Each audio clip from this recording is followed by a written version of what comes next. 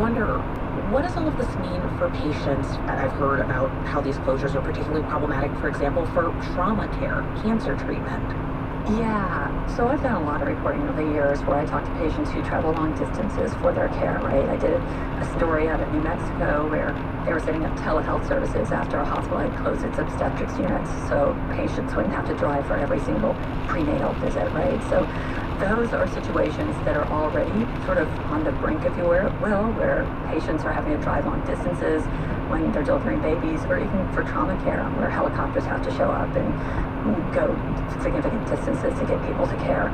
And that's because rural hospitals have been closing, and rural care in general has been declining over the past couple of decades. That there's a lot of places where there's just not enough providers in general. And when a rural hospital closes, providers tend to leave the area.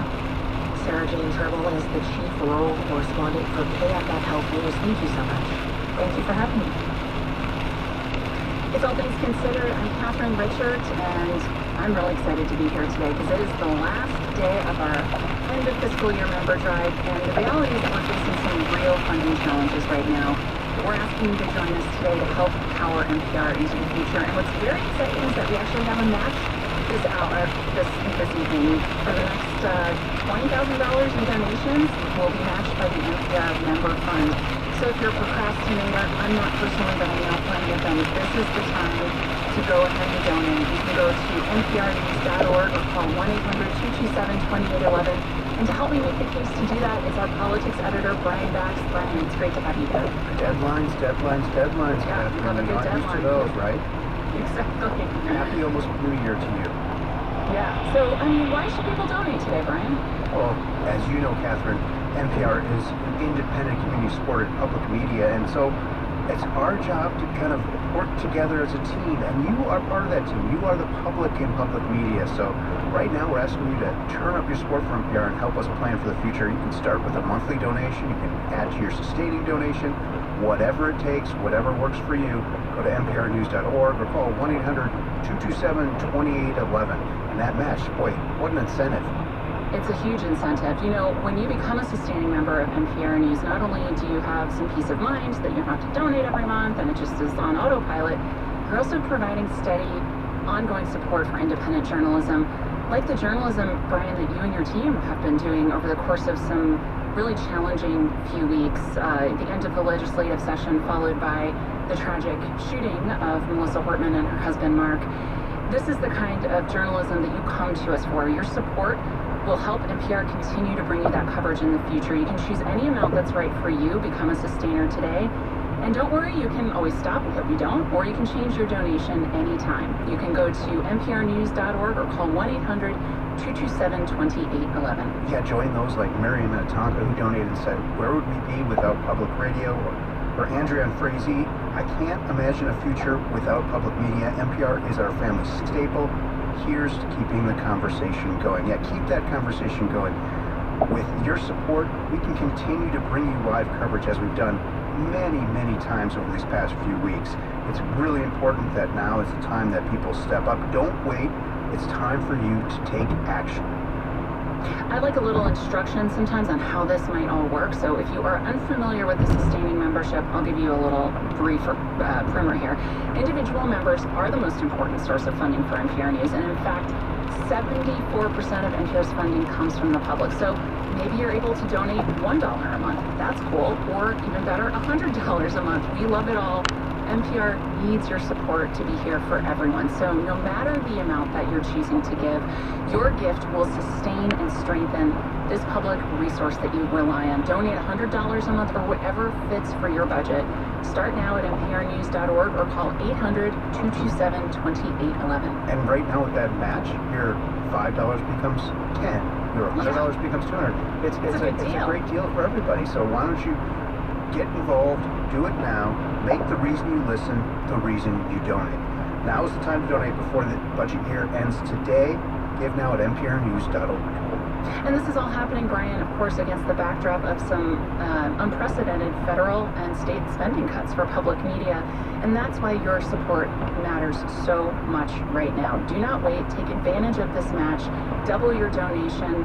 and join the NPR team as one of our best supporters. You can go to nprnews.org or call 1-800-227-2811.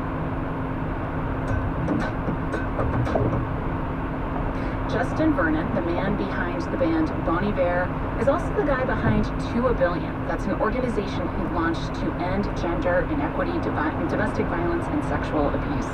And now he's partnering with the Minnesota Lynx on a collaboration with several nonprofits in Minnesota and western Wisconsin. Sam Struzas spoke to the singer about his passion for music, women's sports, and gender equity. Well, I think I've been a fan for as long as I can remember.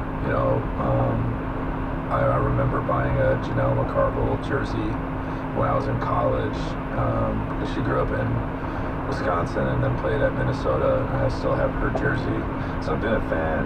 Followed her into the WNBA.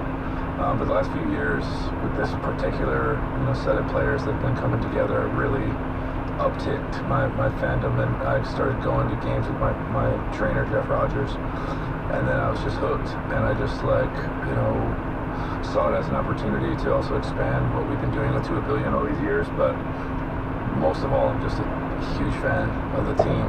Women's sports have been long kind of obviously undermined, under-supported, underappreciated, and I think it's just it's almost late to be getting on the bandwagon, I guess, in that sense. With my research, the partnership with the Lynx and stuff that you already do, it feels like an extension of work that you're both doing. So how did this partnership come to be? Did you approach them? Did they approach you? Yeah. Well, I saw that they were getting cut. I mean, they caused it by their taking one side. I mean, I've donated money to NPR before. I didn't know that they were one-sided. I mean, I was probably a Republican at the time when I donated that money. I don't know for sure, but I probably was.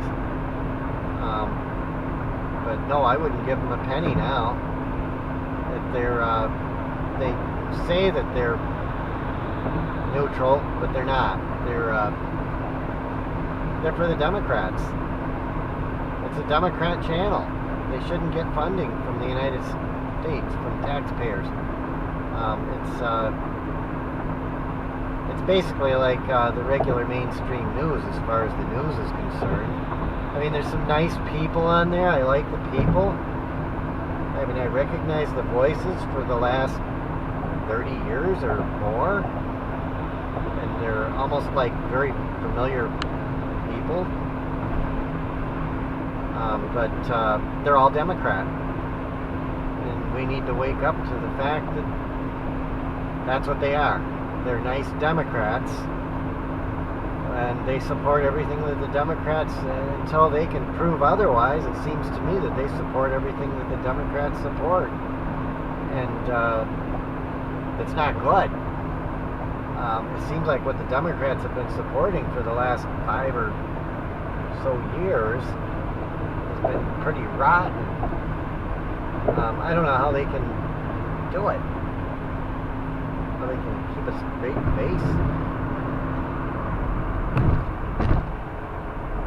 I almost regret. I mean, I bought a brain thing from them.